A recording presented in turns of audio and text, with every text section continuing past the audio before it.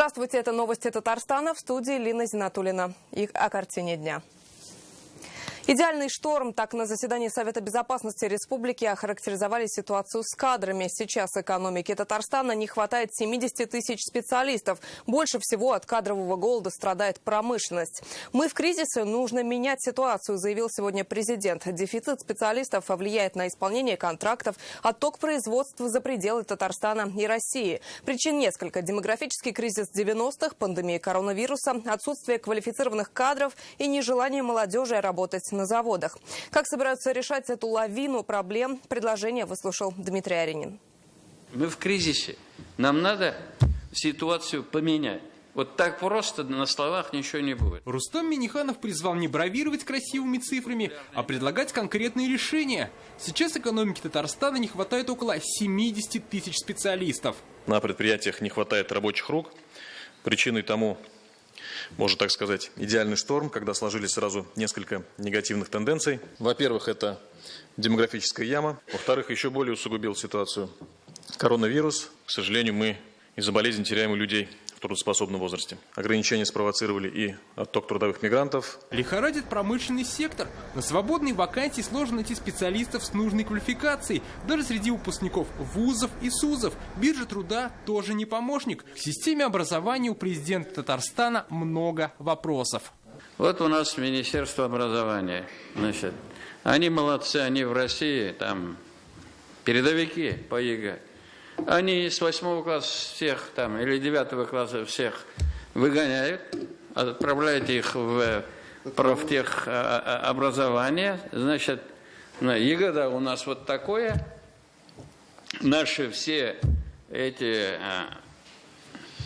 образовательные учреждения, которые готовят специалистов, они заняты, понятно. Но эта система должна готовить уже не тех, кто там в поисках, а человек, который, ему нужна вот такая-то специальность, сварщик, там, токарь, я не знаю, электрик. Те замечания и критика, которая прозвучала в наш адрес, мы обязательно принимаем и будем устранять.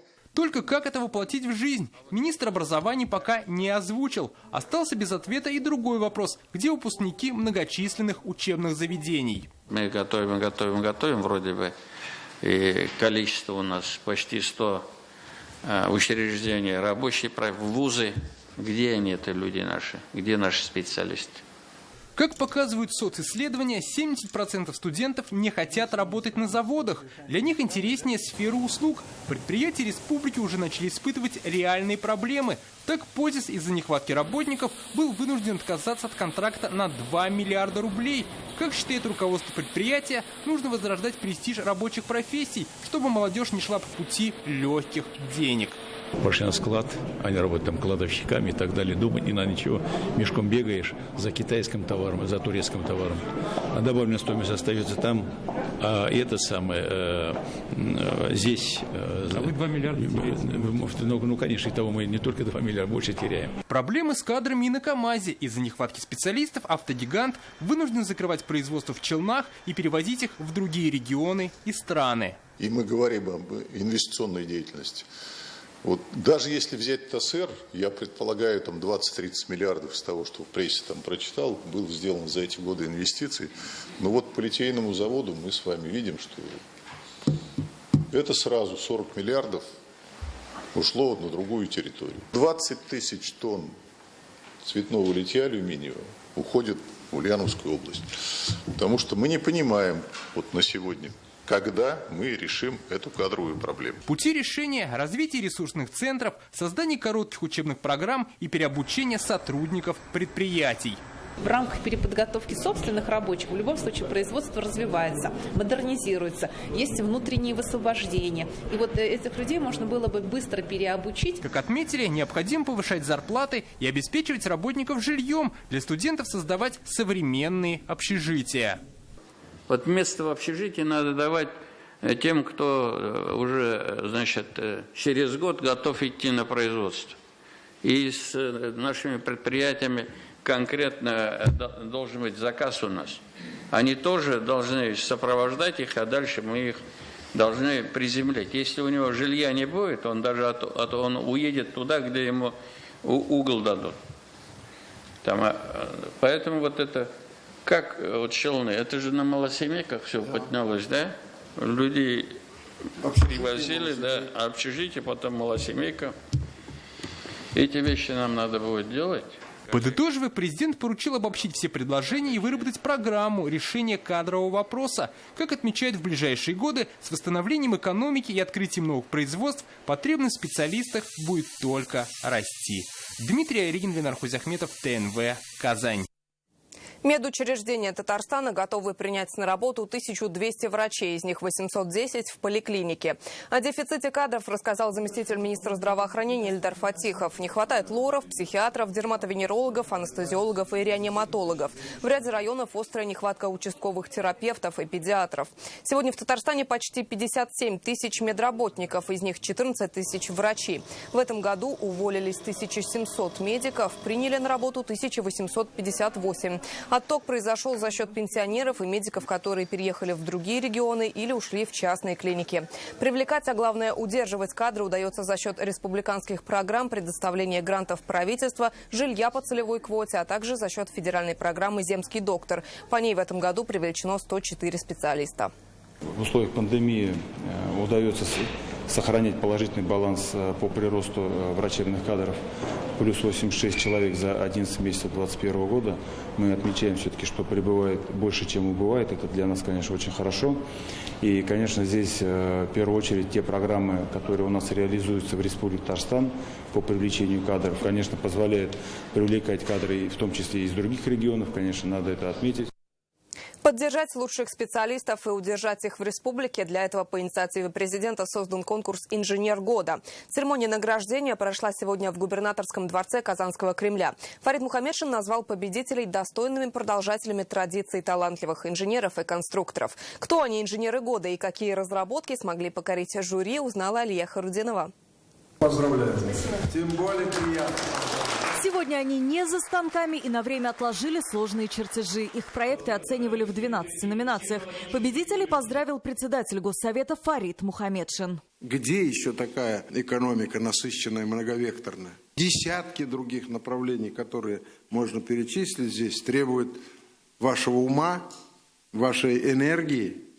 И первично хороший подготовленный инженер, который прорабатывает всю тактику и стратегию развития своих предприятий, для нас это крайне важный вопрос для республики. Молодость, успех, перспектива.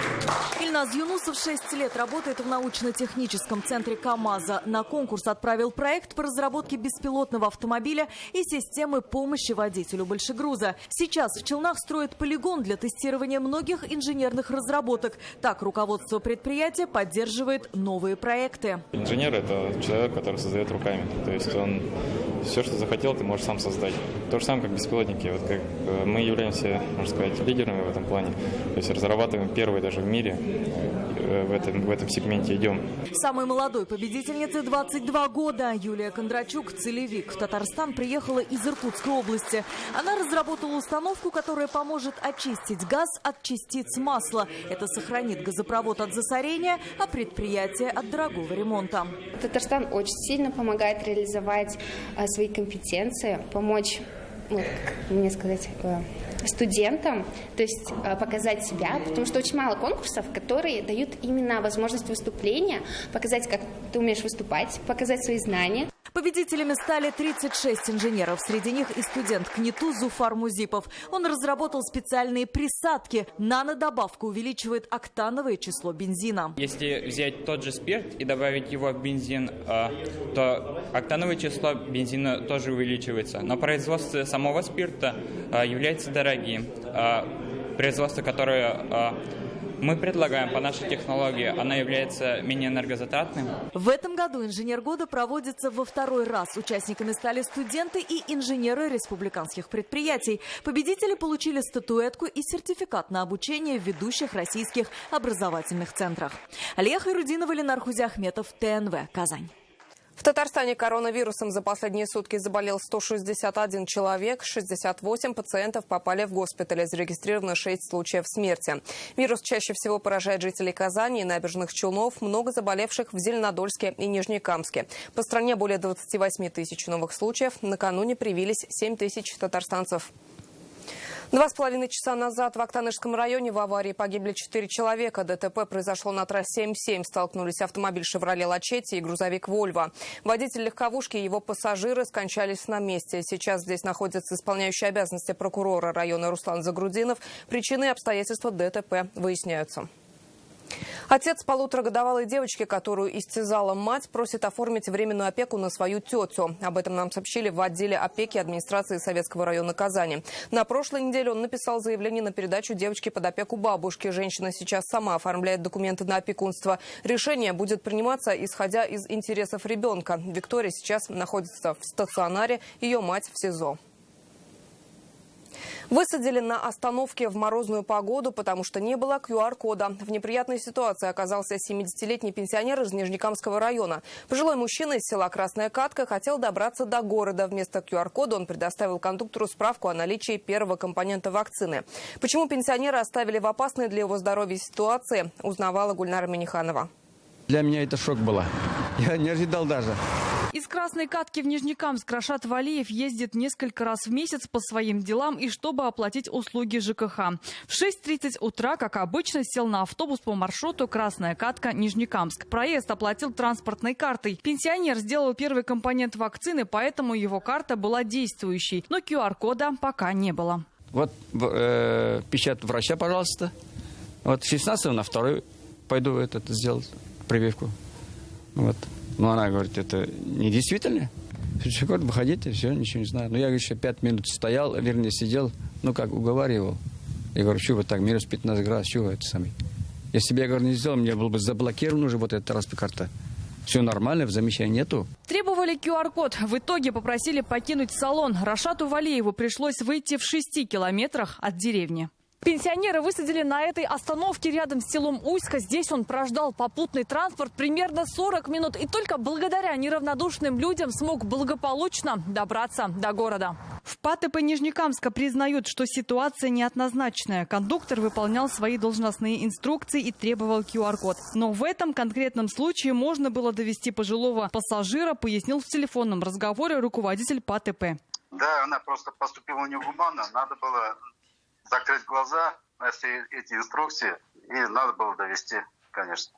Исполком Нижнекамска обсудил случившееся на совещании. Руководству ПАТП рекомендовано проверять QR-коды до того, как пассажир войдет в салон. У них автобус большой, то есть немалого класса курсирует. Они не по городу ездят, то есть, соответственно, проверить на момент посадки они могли. У них такая возможность была. И высаживать людей по пригородным маршрутам в мороз – это недопустимо. Перевозчику рекомендовали принести извинения пенсионеру. И сегодня Рашат Валиев сообщил нам, ему позвонил лично директор Юрий Иванов. Попросил прощения за своих подчиненных, также поздравил с Новым годом и пожелал здоровья. Гульнара Миниханова, Александр Лихачев, ТНВ, Нижнекамск. Несмотря на недопонимание и эту частную историю, нужно признать, что ограничительные меры уже дали первые результаты. Часть была введена в республике 11 октября, на транспорте 22 ноября. Темпы заболеваемости снизились. По вакцинации Татарстан в десятке лидеров по стране. К Новому году ожидается коллективный иммунитет.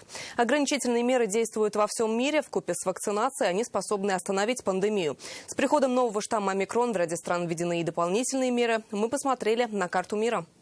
В Китае действуют обязательные QR-коды для посещения отелей, ресторанов, магазинов, метро. Электронный сертификат содержит персональные данные, информацию о состоянии здоровья, вакцинации и историю перемещений. Специальные приложения оценивают риск заражения каждого пользователя и присваивают ему QR-код одного из 3 цветов. Зеленый дает свободу перемещений, желтый предписывает недельную самоизоляцию, красный – карантин на 14 дней. При этом, если человек с зеленым кодом посетил, например, торговый центр, где выявлено заражение ковидом, код может измениться на желтый.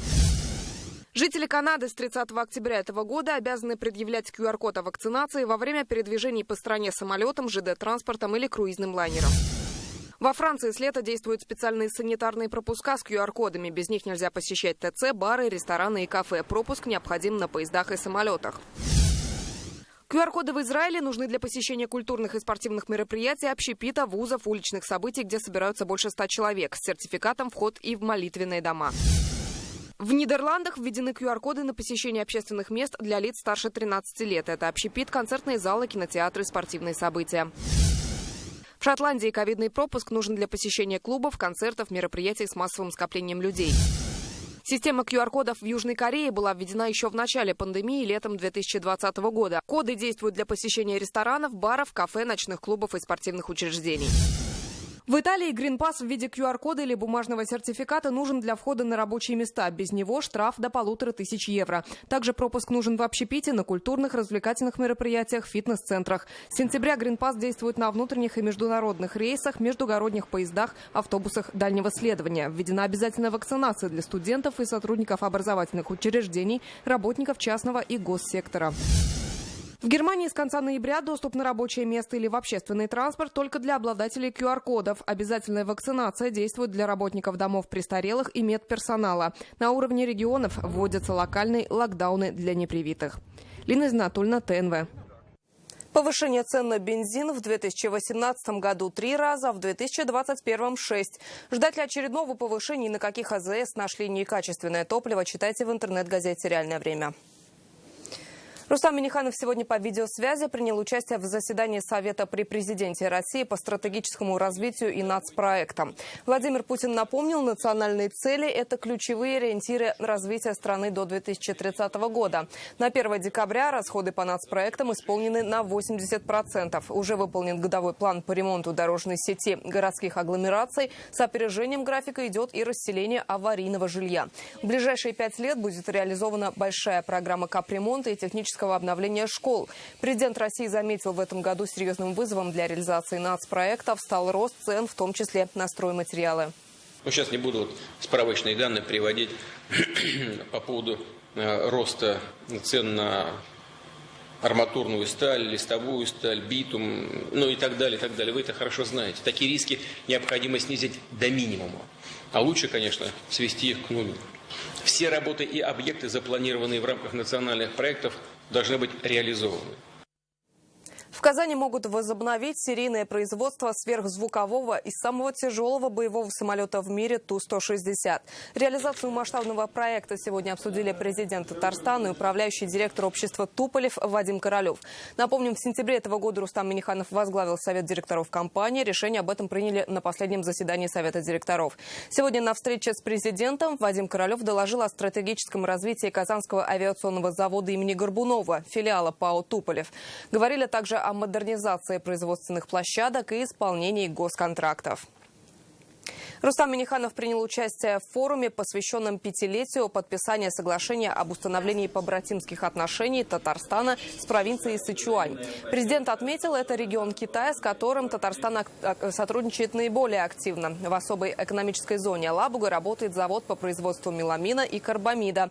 В Менделеевске проект аммоний. Китайская сторона отметила высокий уровень взаимодействия в научно-образовательной сфере, в области высоких технологий, экономики и торговли. В рамках форума подписан ряд документов о сотрудничестве. Это меморандумы об установлении побратимских отношений между городами Менделеевск и Гуаньюань, а также Лениногорском и Пэнчжоу. Уверен, у Республики Татарстан и в провинции Сычуань есть хорошая динамика для углубления отношений. Нам следует интенсивнее работать над реализацией совместных экономических проектов и также над гуманитарными связями. В Татарстане в многофункциональных центрах появилось 9 криптобиокабин. Теперь заявителям не нужно обращаться в миграционную службу, чтобы получить загранпаспорт нового образца. В кабине можно самостоятельно сделать фотографию, отсканировать отпечатки пальцев и документы. Чтобы не запутаться, есть голосовые и визуальные подсказки. Заявитель подает заявление в МФЦ, затем нужно оплатить госпошлину, после получить штрих-код для входа в криптобиокабину. Паспорт будет готов через месяц, и забрать его можно тут же в МФЦ. Сотрудник МФЦ обязательно сопровождает заявителя, при этом он должен убедиться, что в криптобиокабину снимать биометрические данные заходит именно тот заявитель, который подавал документы. Ну и, соответственно, в случае, если заявитель затрудняется, может какой-то подсказки и помощь оказать. Моя цель сюда прийти была, это сделать загранпаспорт, который на 5 лет делается, да, но на стойке консультации мне сегодня рассказали, что можно на 10 сделать. Я говорю, давайте хорошо воспользоваться возможностью. То есть, в принципе, все четко довольно-таки объяснили, и вот не особо много времени мне это заняло. Чуть больше 2 недель осталось до Нового года. Сегодня по республике начали открываться елочные базары. В Казани будут организованы 28 мест продажи ели, сосны и пихты. Высота зеленых красавиц на любой вкус от 1 до 4 метров. В Набережных Челнах символ Нового года можно приобрести на 20 торговых точках. Цены на елки зависят от пушистости хвойного дерева и его размера. Торговые точки будут работать до 1 января.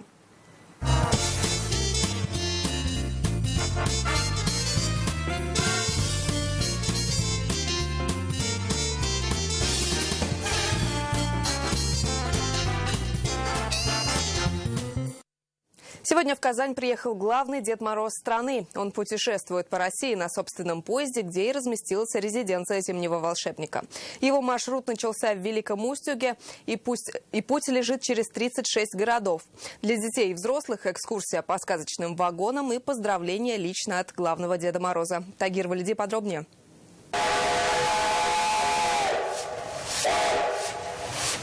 У главного Деда Мороза страны собственный поезд. Паровоз, как из лесной сказки. Зеленый, украшен огнями и снежинками. На вагонах главный символ наступающего года – тигренок.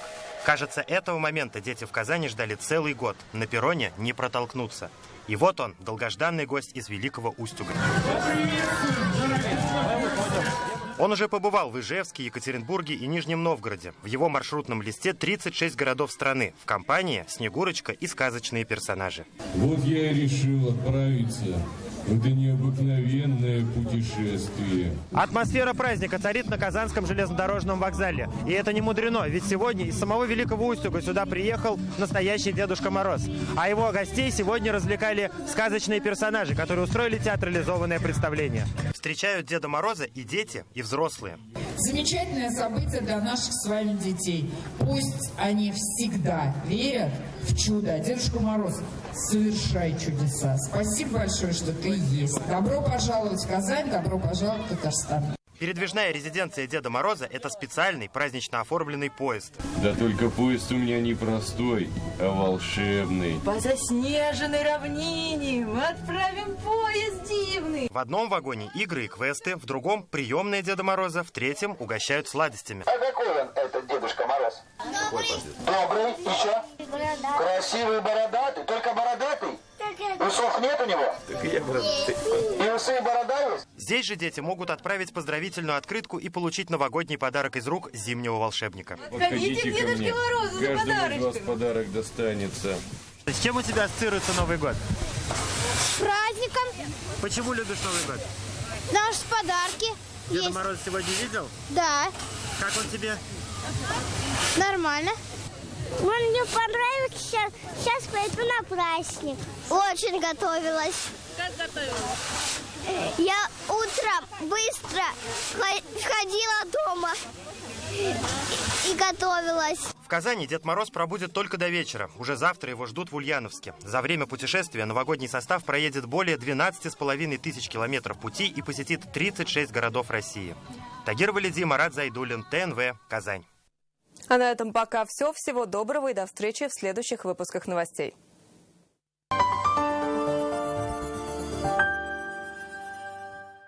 Настоящая новогодняя сказка среди пушистого снега и елей в сочетании с высоким классом обслуживания в шикарных банкетных залах. Санатории компании «Татнефть» приглашают вас отпраздновать Новый год и провести корпоративные праздники. Самый любимый праздник и хорошая компания. Бронирование по телефону в Альметьевске 386398. Nissan, в РРТ купил, скидку 200 тысяч и резину получил. Автоцентр РРТ 212 30 10. Дисковые бороны «Дукат» — это качественная обработка полей на любом рельефе, в любую погоду, до 500 гектаров за сутки. Спешите за «Дукатом» в компанию «Агрокомпани». И вы скажете: «Я вижу». Хирургия катаракты от 18 тысяч рублей. Клиника «Третий глаз» 202 202 8. Пластическая и эстетическая хирургия здоровья семьи. Все виды пластических операций. Ведущие хирурги. Современное оборудование, индивидуальный подход. Казань, 204 2 700. Впервые в ювелирном салоне «Яхонт». Грандиозная распродажа ювелирных изделий со скидкой 60%. Бриллианты, золото, серебро. От классики до самых современных новинок ювелирной моды. Успейте купить свое украшение в «Яхонт» со скидкой 60%. Потому что количество товара ограничено. Такое предложение не повторится. Воспользуйтесь своим шансом. Спешите в «Яхонт» на распродажу.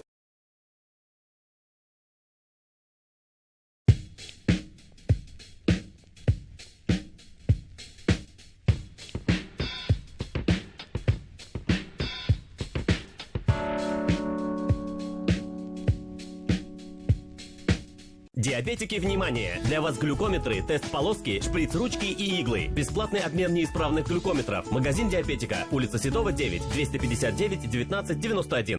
Светлая долина. Старт продаж новых домов. Забронируйте квартиру на сайте akbarsdom.ru и по телефону в Казани 212 26 76. 18 и 19 декабря приглашаем на праздничное открытие магазина «Галамарт». Вас ждут шок, цены на самые полезные товары, розыгрыш призов, а также суперзабег. Вынеси за 60 секунд товаров на 100 тысяч рублей. Ждем вас за покупками в ТЦ «Дом мебели», Комсомольская, 10. АО «Тата Агролизинг» осуществляет продажу новой ИБУ сельхозтехники. Отдел продаж по телефону в Казани 203 86 02.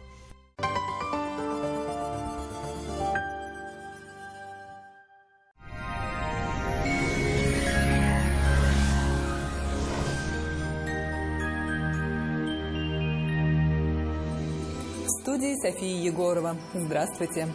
Не откладывайте заказ вашей новой кухни. Закажите ее в рассрочку в Данил Мастер. Только до конца декабря доставка, подъем и установка бесплатно. 3D-проект кухни в день обращения. Звоните 2 167 166. Декабрь перешел свой экватор, а температура в республике выше нормы. По данным сервиса Яндекс.Погода, предстоящие сутки в Бугульме, Баблах и Азнакаево сохранится облачность, снег местами с дождем. Пройдут осадки разной интенсивности в Набережных Челнах, Нижнекамске и Елабуге. Днем здесь минус 2 градуса. Пасмурно в Агрызе, Менделеевске, Актаныше. Станет заметно теплее, до минус 2. В Арске, Кукмаре и Балтаси повышенный температурный фон, минус 3 градуса и сыро. Осадки в виде снега и дождя ожидаются в Болгаре, Дрожжином и Баинске. Тепло, всего минус 1 градус. В Альметьевске, Чистополе и Мамадыше повышенная температура, минус 1-2 градуса. Пройдет снег, местами с дождем. В пятницу вновь начнется понижение температуры, возможны осадки и порывистый ветер. Гиделикс – капли и сироп от кашля с экстрактом листьев плюща. Можно принимать всей семьей. Гиделикс облегчает откашливание, оказывает спазмолитическое действие. Сироп подходит детям с рождения, не содержит спирта и сахара. Кто это у нас соберет все лайки? А вот кашель не наша история. Гиделикс с натуральным экстрактом листьев плюща можно принимать даже самым маленьким. Кашля больше не боюсь. Гиделиксом я лечусь. В Доктор Рост обращаются с самыми тяжелыми заболеваниями позвоночника и суставов. Более 70 тысяч пациентов нам удалось спасти от необходимости проводить операцию и ставить протез. Приходите в Доктор Рост. Убедитесь, что вернуться к жизни без боли – это просто. Федеральная сеть медицинских центров «Доктор Рост». Лечение самых сложных заболеваний позвоночника и суставов без боли и хирургического вмешательства. За 12 лет в 10 городах России врачами клиники отменено более 70 тысяч операций. В Казани облачно, ожидается снег, местами с дождем. Ночью и днем около 2 мороза. Ветер юго-западный умеренный до сильного. Атмосферное давление 752 мм ртутного столба. Влажность воздуха 89%.